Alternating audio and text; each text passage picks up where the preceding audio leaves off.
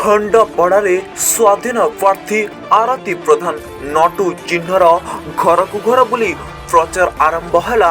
ଖଣ୍ଡପଡ଼ା ଅଧ୍ୟକ୍ଷ ପ୍ରାର୍ଥିନୀ ଆରତୀ ଭୋଟରଙ୍କ ପାଖରେ ପହଞ୍ଚି ଲୋକମାନଙ୍କ ସମସ୍ୟା ସମ୍ପର୍କରେ ଆଲୋଚନା କରୁଛନ୍ତି। ଆରତୀଙ୍କ ସ୍ୱାମୀ ବିଧାନ ପ୍ରଧାନ ଜଣେ ସମାଜସେବୀ। ସେ ଲୋକମାନେ ସୁଖ ଦୁଃଖର ସାଥୀ ହୋଇଥିବାରୁ ପୌର ନିର୍ବାଚନରେ ଏଥର ସ୍ୱାଧୀନ ପ୍ରାର୍ଥୀ ଭାବେ ଆରତୀ ଲୋକମାନଙ୍କ ସେବା କରିବା ପାଇଁ ରାଜନୀତିକୁ ଓହ୍ଲାଇଛନ୍ତି। ଦେଖାଯାଉ ଖଣ୍ଡପଡ଼ାବାସୀ ଭୋଟ ଦେଇ ତାଙ୍କ ଆଶାକୁ କେବେ ପୂରଣ କରି ଜୟଯୁକ୍ତ କରାଉଛନ୍ତି। Bureau report Utkal Odisha TV.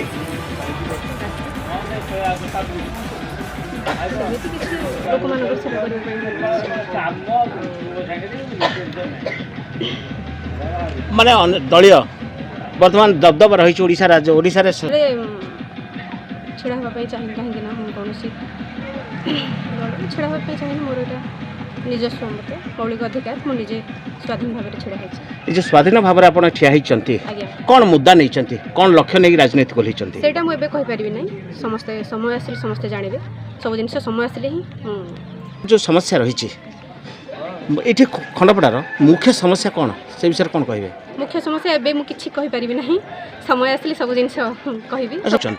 ହଁ ସବୁ ସମସ୍ତେ ମୋତେ ଠିକ୍ଠାକ୍ ସମସ୍ତେ ଦେଉଛନ୍ତି। ସବୁ ଜିନିଷ ଠିକ୍ଠାକ୍ ଅଛି।